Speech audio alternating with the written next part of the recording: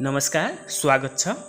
यदि तपाईँ लोकसेवा, बैंकिङ वा अन्य प्रतिस्पर्धात्मक परीक्षाको तयारी गर्दै हुनुहुन्छ भने आजको भिडियो तपाईँका लागि अत्यन्त उपयोगी हुनेछ। आज हामी फिफा वर्ल्ड कप 2026 सम्बन्धी सम्पूर्ण महत्त्वपूर्ण तथ्यहरू अध्ययन गर्नेछौँ। त्यसैले ढिलो नगरी विषयवस्तुमा प्रवेश गरौँ। फिफा वर्ल्ड कप 2026 को फाइनल खेल सम्पन्न भइसकेको छ र नतिजा पनि सार्वजनिक भइसकेको छ। फिफा वर्ल्ड कप हरेक 4 वर्षमा आयोजना गर्ने गरिन्छ। दोस्रो विश्वयुद्धका कारण 1942 र 1946 मा भने प्रतियोगिता हुन सकेको थिएन। विश्वकप 1930 देखि आयोजना हुन थालेको हो र पहिलो आयोजना गर्ने देश उरुग्वे हो भनेपछि पहिलो विश्व विजेता चाहिँ उरुग्वे नै हो। फाइनलमा अर्जेन्टिनालाई हराएको थियो। अब हामी विश्वकप 2026 का महत्त्वपूर्ण तथ्यहरूको बारेमा अध्ययन गर्नेछौँ जुन लोकसेवाको लागि एकदमै महत्त्वपूर्ण छन्।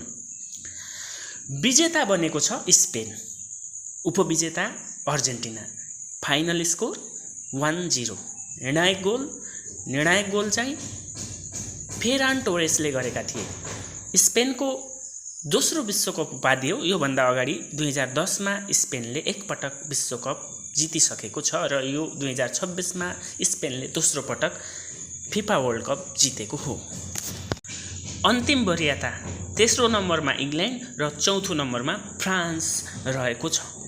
तेस्रो स्थानको खेलमा इङ्ल्यान्डले 6 गोल गरेको थियो भने फ्रान्सले 4वटा गोल मात्र गर्न सफल भएको थियो। प्रतियोगिताका मुख्य तथ्यहरू: सर्वाधिक गोलकर्ता किलियन एम्बाप्पे, उहाँले 10 गोल हान्न सफल भएका थिए।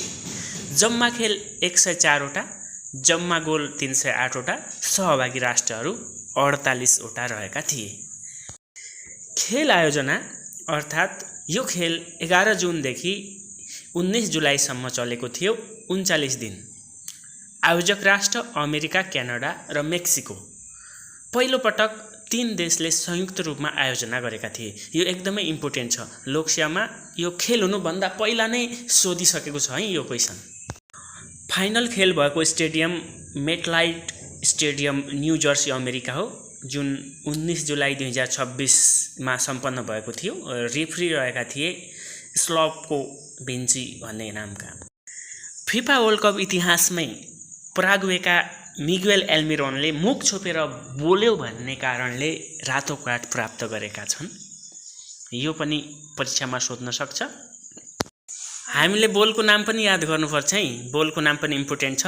बोलको नाम रहेको छ ट्रिओन्डा, जुन सार्वजनिक चाहिँ 2 अक्टोबर 2025 मा भएको थियो। ट्रीको अर्थ 3वटा देशले आयोजना गरेको र ओन्डाको अर्थ चाहिँ तरङ्ग रहेको छ। यो बोल पनि एकदमै इम्पोर्टेन्ट छ। त्यस्तै उद्घाटन खेल कसका बीचमा भएको थियो भनेर पनि क्वेसन आउन सक्छ। उद्घाटन खेल मेक्सिको र दक्षिण अफ्रिकाको बीचमा भएको थियो, जुन चाहिँ मेक्सिकोले 2-0 ले जित हासिल गरेको थियो भनेपछि पहिलो गोल हान्ने चाहिँ जुलियन किनोनेस हुन् भनेपछि पहिलो रातो कार्ड चाहिँ सेफेलो सिथोललाई दिएको थियो। त्यस्तै हालसम्म कतिवटा राष्ट्रले विश्वकप खेलेका छन् भनेर क्वेसन आउन सक्छ।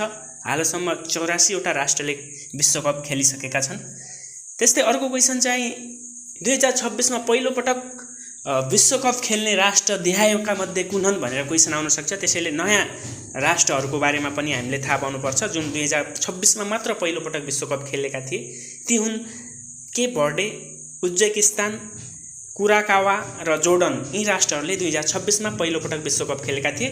यी एकदमै इम्पोर्टेन्ट छन्। अब हामी हालसम्म सबैभन्दा बढी पटक फिफा वर्ल्ड कप जित्ने राष्ट्रहरूका बारेमा थाहा पाउनेछौँ।